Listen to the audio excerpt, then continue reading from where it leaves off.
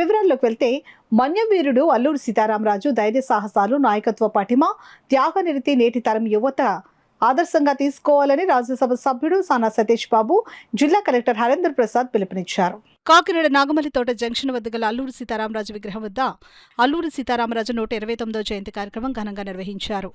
జిల్లా క్రీడా ప్రాధికార సంస్థ ఆధ్వర్యంలో జరిగిన కార్యక్రమంలో జిల్లా collector Harendra Prasad, MP Sana Satish Babu, Kakinada city MLA Vanamadi Venkateswara Rao, MLC Perabathula Rajasekharam, కౌడ చైర్మన్ తలాటం సత్యనారాయణ, మాజీ ఎమ్మెల్యే ఎస్వీఎస్ఎన్ వర్మ, అల్లూరి సీతారామరాజు స్మారక కళావేదిక నాయకులు కర్ర అచ్యుతరామారెడ్డి, ఎస్వీఎస్ఎన్ మూర్తి, బాపిరాజు, ఆదిత్య శర్మ, క్షత్రియ పరిషత్ అధ్యక్ష కార్యదర్శులు అడ్డూరి బుజ్జిరాజు, చార్మర వర్మ, డిఎస్డిఓ సతీష్ కుమార్ అల్లూరి సీతారామరాజు విగ్రహానికి పుష్పాంజలి ఘటించి నివాళులర్పించారు.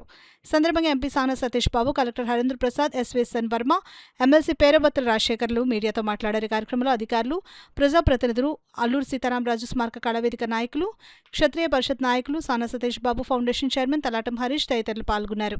ఒక త్యాగం మన అందరికీ తెలిసినదే. యువతలు అందరూ కూడా ఆయన ఒక స్ఫూర్తిని, ఆయన ఒక త్యాగాన్ని గుర్తుపెట్టుకొని ఎల్లప్పుడూ ఈ దేశానికి, ఈ ప్రజానికి వాళ్ళు పనిచేస్తూ సమాజంలో ప్రతి ఒక్క పౌరుడికి వారొక హక్కు కలిగించే విధంగా ప్రయత్నించాలని ఈ సందర్భంగా కోరుతున్నాను. అలాంటి ఒక గొప్ప మహనీయులు ఒక త్యాగం ఎల్లప్పుడూ మనము గుర్తుపెట్టుకోవాలి. ఎలా వారు బలహీన పేద వారికి వారొక హక్కు కోసం పోరాడారో మనం కూడా బడుగు బలహీన వారొక హక్కుల కోసం పోరాడాలి. ఏ విధంగా ఆయన ఆనాటి అడవిని సంరక్షించుకున్నారో మనం కూడా మన ఒక వాతావరణాన్ని సంరక్షించుకొని ఆయన ఒక లైఫ్ని స్ఫూర్తిగా తీసుకొని ఆయనలాగా ప్రతి ఒక్కరు ఆదర్శ పౌరుడుగా నిలబడాలని ఈ సందర్భంగా కోరుతున్నాను.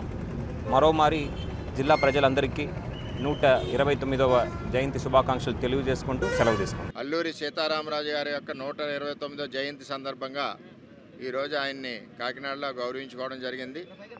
మరి సతీష్ గారు, కొండబాబు గారు, రాజశేఖర్ గారు, అదేవిధంగా క్షత్రియ అసోసియేషన్ ప్రెసిడెంట్లు, క్షత్రియ పెద్దలు, మన పట్టణంలో ఉన్న పెద్దలందరూ కూడా కలిసికట్టుగా గౌరవించుకోవడం జరిగింది.